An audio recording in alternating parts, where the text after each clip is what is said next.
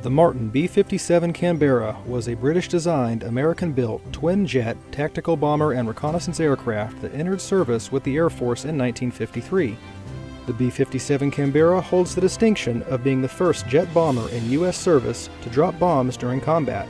It was used extensively during the Vietnam War in a bombing capacity.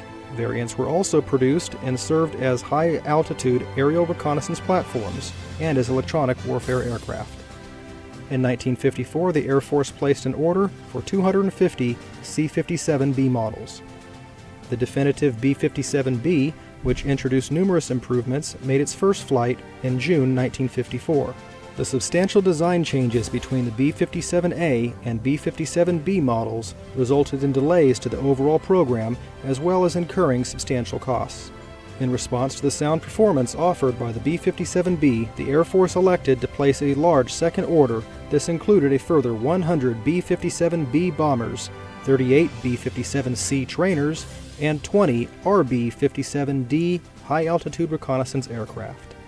During the production run from 1953 to 1957, a total of 403 B-57s were produced. This B-57C was manufactured in Baltimore, Maryland, and was delivered to the Air Force in July 1955. It was initially used in a training role, but in 1958 was transferred to the Air National Guard and converted to an RB-57C for use in a tactical reconnaissance role. In 1972, it was converted back to a training aircraft and was later retired from active military service in 1978.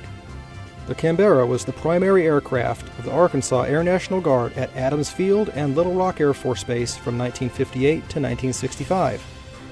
During the Vietnam War, RB-57s were used primarily to locate North Vietnamese night supply movements and troop concentrations.